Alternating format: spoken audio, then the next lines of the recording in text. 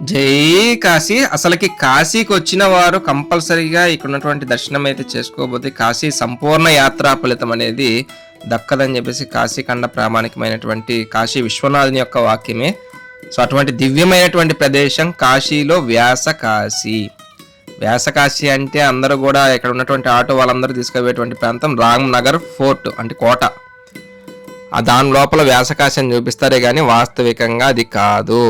చాలా మందికి తెలియంది. ఇంతకాలం తర్వాత ఎందుకు రివీల్ చేస్తున్నానంటే ఇది చాలా విశేషమైనటువంటిది, ప్రామాణికమైనటువంటి ప్రక్రియలో ఉన్నటువంటి మందిరం. ఒక మంచి సందర్భము సన్నివేశం వచ్చినప్పుడు చెప్పాలని వెయిట్ చేశాను. ఆ సందర్భం ఇది. ఒక అద్భుతమైనటువంటి మేళా జరుగుతూ ఉన్నది ఇక్కడ. అది ఎప్పుడో కాదు, ఈ మాఘమాసంలో పౌర్ణమి నాడు. అసలు మాఘమాసంలో ఎప్పుడైనా కానీ కనీసం ఒక్కరోజైనా మాఘమాసంలో ఇక్కడ వ్యాస భగవానుడు ప్రతిష్టాపిత శివలింగాన్ని ఎవరైతే దర్శిస్తారో వారికి అనన్యమైనటువంటి పుణ్యఫలంతో పాటు కాశీ సంపూర్ణ యాత్రా ఫలితం కూడా దక్కుతుంది. ఇది వచ్చేసి మాఘ పౌర్ణమి నాడు జరుగుతున్నటువంటి మేళ. చూస్తున్నారు కదా ఎంత అద్భుతంగా ఉన్నదో. ఇక్కడ అంతా రకరకాల పిండి వంటలతో, రకరకాల పూజలతో, అసలుకి ప్రవచనాలు అద్భుతంగా జరుగుతూ ఉన్నది. మాఘ పౌర్ణమి నాడు మరీ విశేషంగా పూజలు జరుగుతాయి ఇక్కడ. చాలా ఎక్కువగా తండోపతండాలుగా జనాభా అంతా కూడా వస్తారు. చుట్టుపక్కల పల్లెటూరు నుంచి, టౌన్ నుంచి అందరూ కూడా, మన తెలుగు వారు కూడా చాలామంది కనబడ్డారు ఈ ప్రాంతంలో, కాశీవాసం చేసేటువంటి వారు కూడా. సో తప్పనిసరిగా ఈ యొక్క మాఘమాసంలో ఏదో ఒక రోజు కనీసము ఈ యొక్క వ్యాసభగవానుడి ప్రతిష్టాపిత శివలింగాన్ని ముఖ్యంగా కాశీవాసులు దర్శనం చేసుకోవాలి ఈ మాఘమాసంలో. అలాగే కాశీ యాత్రకు వచ్చేటువంటి వారు ఎప్పుడైనా వచ్చి దర్శనం చేసుకోవచ్చు. కాకపోతే మాఘమాసంలో అనన్యమైనటువంటి పుణ్యఫలితం అనేది రెట్టింపుగా ఉంటుంది. కంపల్సరీ ఈ యొక్క దర్శనాన్ని తప్పకుండా చేసుకోవాల్సే ఉంటుంది సంపూర్ణ యాత్రా ఫలితం దక్కాలంటే కనుక. లేని ఎడల మనకి యొక్క పుణ్యము కాశీ యాత్ర ఫలితం దక్కదు అంటే దక్కుతుంది. కాకపోతే ఏంటంటే సంపూర్ణమైనటువంటి విధానంలో ఉన్నటువంటి యాత్రా ఫలితం అనేది తగ్గుతుందని చెప్పాలి. ఇక్కడ రావడానికి మనకు వచ్చేసి కాశీ నుంచి BHU మార్గంలో ఈ రామ్నగర్ ఫోర్ట్ గుండుగా ఈ ప్రాంతం గుండగా ముందుకెళ్ళి రావాలి. ఇక్కడ నుంచి సుమారు ఒక 6 కిలోమీటర్లు పైబడి ప్రయాణం చేయాల్సి ఉంటుంది. మన బైక్లోనే ఈ ప్రయాణం అనేది చేస్తూ ఉన్నాం. ఇప్పుడు ఇక్కడ ఆటో వాళ్ళని నేను అడిగాను, మీరు ఎందుకని రామ్నగర్ ఫోర్ట్లో ఉన్నటువంటి శివలింగాన్ని చూపించి వ్యాసకాశి అని చెప్తున్నారు, మరి నిజమైనటువంటి వేదవ్యాస ప్రతిష్టాపిత శివలింగము వ్యాసపురిలోనే ఉన్నటువంటి వ్యాసభగవాని ప్రతిష్టాపిత శివలింగాన్ని ఎందుకు చూపించట్లేదంటే, స్వామి ఇక్కడి నుంచి కనీసం అంటే అది 6 నుంచి 8 కిలోమీటర్ల వరకు వస్తుంది. అంత దూరం తీసుకెళ్లాలంటే మాకు ఖర్చుతో కూడుకున్నటువంటి విషయము. అందులో వచ్చినటువంటి యాత్రికులు కూడా అంత డబ్బులు ఇవ్వరు, మాకు గిట్టుబాటు కాదు. అందుకని చెప్పేసి మేమంతా ఆటో వాళ్ళంతా కూడా ఒక మాట మీదుగా నిలబడి కాశీలో వచ్చేసి వ్యాసకాశి అంటే ఈ రామనగర్ కోటలోకే తీసుకెళ్ళిపోతాం. ఆ కోటలోకి వెళ్ళాలంటే టికెట్ 80 రూపాయల నుంచి 150 రూపాయల మధ్యలో ఉండాలి. మరి ఎగ్జాక్ట్గా అయితే చెప్పలేను, మినిమం అయితే 86 రేంజ్లో అయితే ఉన్నది. సో మళ్ళీ టికెట్ తీసుకొని లోపలికి వెళ్ళి ఆ కోటలో కత్తులు, కటార్లు, ఇవన్నీ పల్లకిలు ఇవన్నీ చూసుకుంటూ ఆ శివలింగాన్ని అయితే చూపిస్తారు. బాగుంటుంది. ఒక 2 అవర్స్ వరకు స్పెండ్ చేయొచ్చు. కానీ అందరినీ కూడా వ్యాసభగవాన్ ప్రతిష్టాపిత శివలింగం ఇదే అని చెప్పేసి మభ్యపెట్టడం అనేది నాకు నచ్చలేదని చెప్పాలి. కాబట్టి ఈ యొక్క సత్యాన్ని మీరు అందరూ గ్రహించగలరు. మన కాశీకి వస్తే తప్పకుండా ఆటో వాళ్ళకి చెప్పండి, వేదవ్యాస తీసుకెళ్ళండి. వేదవ్యాసు సాహుపురి లేదా వ్యాసపురి అని చెప్పండి. ఇక్కడ ఏరియా వచ్చేసి సాహుపురి అంటారు ఈ ఏరియాని. ఇక్కడ సాహుపురిలో ఉన్నటువంటిది వ్యాసపురి. సో మీరు సింపుల్గా వేదవ్యాస తీసుకెళ్ళండి. రామ్నగర్ ఫోర్ట్ కోట కాదు, వేదవ్యాస తీసుకెళ్ళండి అంటే సింపుల్గా తీసుకెళ్ళిపోతారు. మీరు వేదవ్యాస అనగానే వాళ్ళకి అర్థమైపోతుంది, ఓహో వీళ్ళకి విషయం తెలుసు, వీరు కాశీవాసులు అని చెప్పేసి ఒక కన్ఫర్మేషన్ వస్తారు. కాబట్టి కాశీవాసులు ముఖ్యంగా, కాశీలో మన తెలుగువారు వేల కొలది కుటుంబాలు ఉన్నాయి చెప్పాలంటే. చాలామంది కూడా ఈ మాఘమాసంలో ఈ మాఘ పౌర్ణమి వరకు అవకాశం ఉంటుంది. వీరందరూ కూడా దర్శనం చేసుకుంటారు మ్యాక్సిమం. లేని పక్షంలో ఎప్పుడైనా వచ్చి దర్శనం చేసుకోవచ్చు, తప్పేది. కానీ ప్రామాణికమైనటువంటి విషయంలో మాఘ పౌర్ణమి, మాఘమాసం అంతా కూడా చాలా విశేషమైనటువంటి ఫలితాన్ని కలుగజేస్తుంది. కాబట్టి ఎవరైతే యాత్రకి, కాశీ యాత్రకి వస్తూ ఉంటారో, కాశీ వాసులే కాకుండా బయట నుంచి వస్తూ ఉంటారు కదా, వారందరూ కూడా దర్శనం చేసుకోవాల్సినటువంటిది ఈ దివ్యమైనటువంటి వేదవ్యాస ప్రతిష్టాపిత శివలింగం. మనకి కాశీ కన్నా ప్రామాణికంగా కూడా చాలా అంటే చాలా విశేషమైనటువంటి వ్యాఖ్యానం జరుగున్నది. సాక్షాత్తు ఆ యొక్క వ్యాస భగవానుడు ఎవరైతే ఉన్నారో వారు కాశీలో వచ్చేసి కాశీనే శపించడానికి ప్రయత్నం చేస్తారు. ఇది అందరికీ తెలిసినటువంటి కథే. సో కాశీలో వీరు శిష్యులతో 10,000 మంది పైబడి శిష్యులతో కాశీకి వస్తే వారికి ఆహారం లభ్యం కాదు. కాశీ లాంటి అన్నపూర్ణమ్మ క్షేత్రంలో ఆహారం లభ్యం కాకపోవడం ఏంటని ఆలోచిస్తున్నారా? కావాలని అన్నపూర్ణమ్మ తల్లి పరీక్ష పెడుతుంది. ఎంతటి సద్గురువు అయినా సరే ఒక మోహంలో పడిపోతే ఆ యొక్క పరీక్షలో నిలబడరా అని చెప్పేసి అన్నపూర్ణమ్మ ఆ యొక్క వ్యాసభావాన్ని పరీక్షిస్తుంది అనమాట.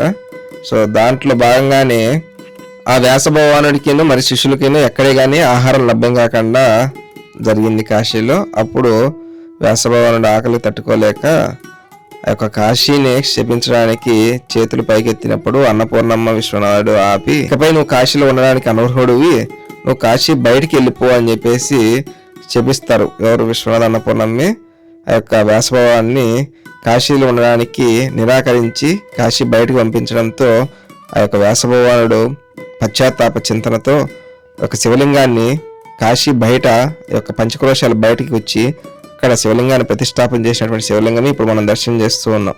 అక్కడ అనన్యమైనటువంటి తపస్సు చేసి పశ్చాత్తాప చింతన పడడంతో ఆ విశ్వనాథుడు ఆ యొక్క వ్యాస మహర్షిని అనుగ్రహించడానికి సాక్షాత్కరించినటువంటి ప్రదేశము, దివ్యమైనటువంటి ప్రాంతము ఇప్పుడు మనం దర్శనం చేస్తున్నటువంటి శివలింగమే. ఆ విశ్వనాథుడు కరిగిపోయి బోలాశంకరుడు కదా, సో ఆ పశ్చాత్తాప చింతనకి ఆ విశ్వనాథుడు అనుగ్రహిస్తాడనమాట వ్యాసభావాన్ని. నువ్వు ఇంత పశ్చాత్తాపం చెందావు కదనైనా నీకు కాశీలోకి నేను అనుమతిస్తాను. నువ్వు ప్రతిష్టాపిత చేసినటువంటి శివలింగం ఏదైతే ఉందో ఈ శివలింగాన్ని ఎవరైతే దర్శిస్తారో వారికి కాశీ యాత్ర చేసినటువంటి పుణ్యఫలం ఏదైతే ఉందో అది సంపూర్ణంగా లభ్యమవుతుంది. కాబట్టి ఎవరైతే కాశీకి వచ్చి దర్శనం చేయలేకపోతున్నారో కనీసం ఈ మాధ్యమంగా ఈ వీడియో రూపంలో అయినా కానీ దర్శనం చేసుకుంటున్నారు. కాబట్టి తప్పకుండా మీ అందరికీ కూడా కాశీకి వచ్చినటువంటి పుణ్యఫలం సంపూర్ణంగా లభ్యమవుతుంది. ఆ విశ్వనాథుని యొక్క అనుగ్రహం సంపూర్ణంగా ఉంటుంది. ఇక పేరు చదువుతున్నారు కదా, వ్యాస కాశీ అంటే మనం వా పలుకుతాం, మీరు బా పలుకుతారు, అట్లా వ్యాస కాశీ అయిపోయింది. ఇక్కడ ఎక్కడ పట్టినా కూడా పొగ పొగ పొగ పొగ, అంత కట్టెల పొయ్యిలు అంతా ఇవి ఉంటాయి కదా పేడతో పిడకలతో చేసినటువంటి వాటి మీద ఇవి బాటి అని చెప్పేసి, మీరు బాగా నార్త్ ఇండియా సైడ్ ఎక్కడికి వచ్చినా కూడా బాటి చౌకా అని చెప్పేసి.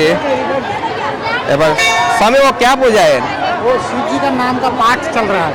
शिव जी का नाम से पाठ, वो मतलब प्रवचन चल रहा है. जाके देख लीजिएगा. ఈ విధంగా గోధుమ పిండితో ఈ విధంగా ముద్దలు చేసుకొని ఆ ముద్దల్లో మనకి దాన్ని ఏమంటాము సొద్దపిండి, జొన్న పిండి అన్నీ కలుపుకొని ఆ యొక్క గోధుమ పిండి ముద్ద లోపల పెట్టేసి వాటిని ఈ విధంగా నిప్పుల్లో కాలుస్తూ ఉంటారు. చూస్తున్నారు కదా, ఈ విధంగా నిప్పుల్లో కాల్చి వేడి చేసుకొని తింటారనమాట. అదేవిధంగా పప్పు చేసుకొని దాన్ని ముక్కలుగా చేసుకొని దాంట్లో నెయ్యి పోసుకొని చక్కగా చూడండి.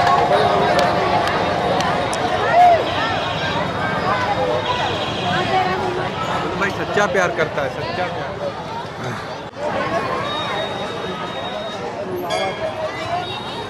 ఈ బాటి అనేటువంటి ప్రసాదం ఏదైతే చేస్తున్నారో అది ఇక్కడ ఉన్నటువంటి ఆ పరమేశ్వరునికి అర్పించిన తర్వాత ప్రసాదం కింద నైవేద్యం కింద అర్పించి ఆ తర్వాత వీరందరూ కూడా ఆహారంగా తీసుకోవడం జరుగుతూ ఉన్నది. సో ఇది వచ్చి ఒక పురాతనమైనటువంటి పద్ధతిలో తయారు చేయబడినటువంటి బాటి. అసలు పొగ అంటేనే వాస్తవంగా నాకు పడదు, కళ్ళు బాగా ఇదైపోతాయి నాకు పొగబడిందంటే కనుక. మన పూర్వీకులు ఎలాగైతే రాగి సంగటి, జొన్న సంగటి ఆ పిండితో చేయబడినటువంటి పదార్థాలు ఎలా బాగా తింటూ ఉన్నారో ఆ విధంగానే ఒకప్పుడంతా కూడా వీరందరూ కూడా ఈ జొన్న పిండి, సొద్ద పిండి ఇవన్నీ కలిపినటువంటి పదార్థాలతోనే ఆహారంగా స్వీకరించేవారు. కానీ ఇప్పుడంతా కూడా కనుమరుగు అయిపోయింది కాబట్టి దాన్ని కనీసం ఈ రకంగా ఉన్న ఈ క్షేత్రాలలో ఈ విధంగా ఈ సందర్భంగా పండగల్లో చేసుకోవడం జరుగుతూ ఉన్నది కాబట్టి సంతోషించాలి. అక్కడక్కడ కాశీలో మీకు బండ్లు దొరుకుతాయి, బండ్ల పైన ఈ విధంగా బాటి అనేది చేస్తూ ఉంటారు. తప్పకుండా టేస్ట్ చేయండి, బాగుంటుంది. చక్కగా నెయ్యేసి ఇస్తారు. చాలా అంటే చాలా అద్భుతంగా మంచి శక్తి కలిగినటువంటి ఆహారం.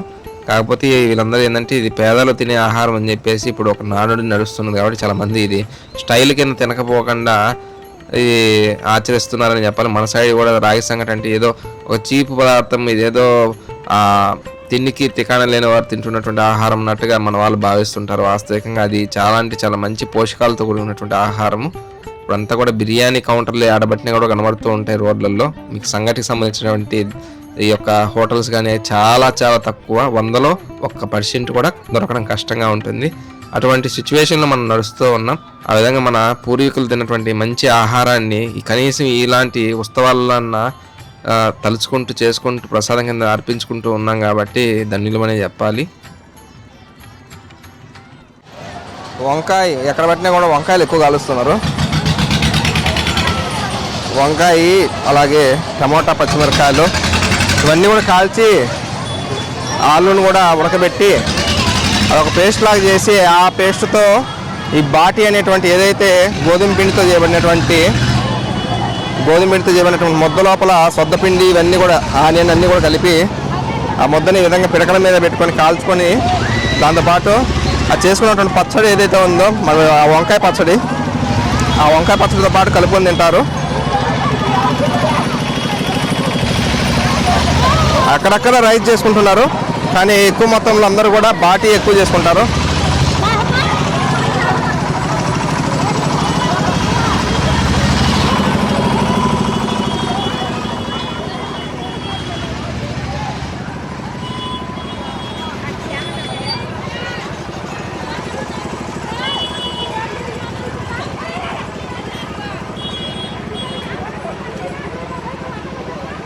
అసలు చెప్పాలంటే కళ్ళంతా మంటలుగా ఉన్నాయి ఈ ప్రాంతంలో. వేసకాశి అంటే వాస్తవంగా ఇదే, కానీ ఇక్కడ ఆటో వాళ్ళు చేసేటువంటి స్వలాభం పూరితమైనటువంటి విధానంలో వారు రామ్నగర్ కోటకు తీసుకెళ్ళిపోయి ఇదే వేసకాశి అని చెప్పేసి చూపిస్తారు. కానీ ప్రాచీనమైనటువంటి చాలా ప్రాముఖ్యత కలిగినటువంటి వేసకాశి అనేటువంటిది ఇక్కడ కనబడుతున్నటువంటి మందిరమే దర్శిస్తున్నారు కదా. జై కాశీ.